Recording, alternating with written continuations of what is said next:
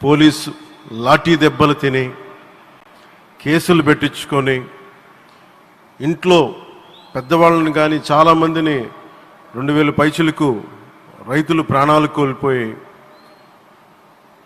మీరు నలిగి బాధపడి మీ కన్నీళ్ళు తుడిచే వాళ్ళు ఉన్నారా ఆ రోజునని చాలాసార్లు మహిళా రైతులు నన్ను అడిగారు. ఇది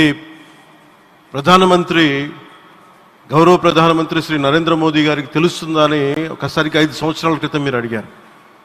నేను ఆ రోజు ఆయనకి తెలియకుండా ఏది ఉండదు, అమరావతి శాశ్వత రాజధానిగా ఉంటుందని ఆ రోజు మేమందరం కలిపి మాట ఇచ్చాం. ఆ ఇచ్చిన మాట ప్రకారం ఈ రోజున గౌరవ ప్రధానమంత్రి గారి చేతుల మీదుగా మళ్ళీ ఇంకొకసారి పునఃప్రారంభం జరగబోతుంది. ఇది ఆది శంకరాచార్య 1237వ జయంతి సందర్భంగా తిరిగి అమరావతి పునఃప్రారంభం కావటం చాలా ఆనందాన్ని కలగజేస్తుంది. మనందరం 5 కోట్ల మంది ప్రజలకి సంబంధించి ఇది ఒక హబ్, ఇది సెంటర్, నర్వ్ సెంటర్. ఇది అంటే మనందరికీ సంబంధించిన ఇల్లు. ఇది మనందరం ఎవరిని అడుగుతున్నామంటే, ఒక ప్రధానమంత్రి గారు పూర్వం సన్యాసాశ్రమంలో ఉన్నప్పుడు ఆయనకి అనికేత్ అనే పేరు పెట్టారు. అనికేత్ అంటే అర్థం పరమశివుడు, ఇల్లు లేనివాడని.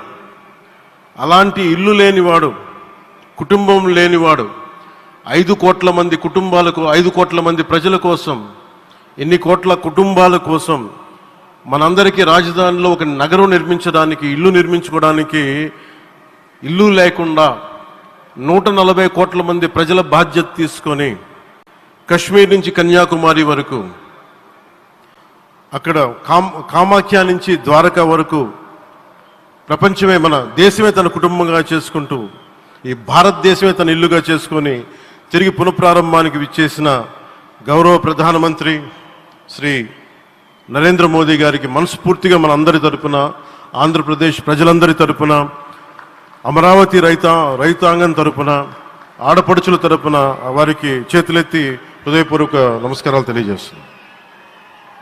దివిసీమ తుఫాన్ వచ్చి అందరి ఆశలను తుడిచిపెట్టేసినట్టు గత ప్రభుత్వం రాష్ట్రం మరియు అమరావతి భవిష్యత్తుని తుడిచిపెట్టేసింది.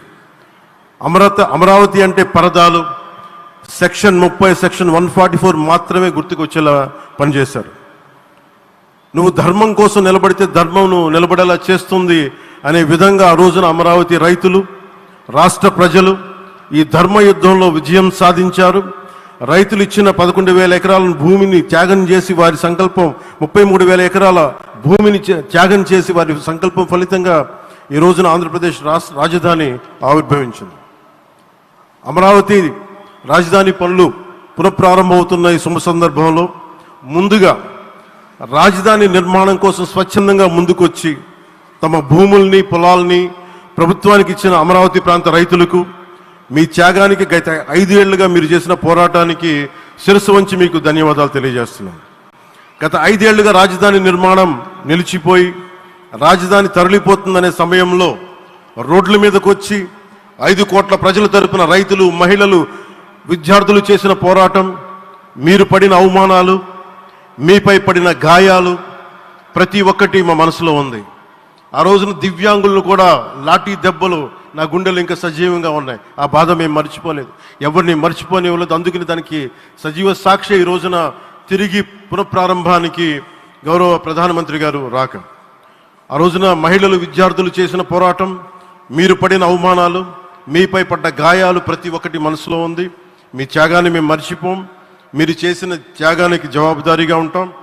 బాధ్యతగా అమరావతి నిర్మాణం జరిగేలా సాయశక్తుల ఈ కూటమి ప్రభుత్వం కృషి చేస్తుంది.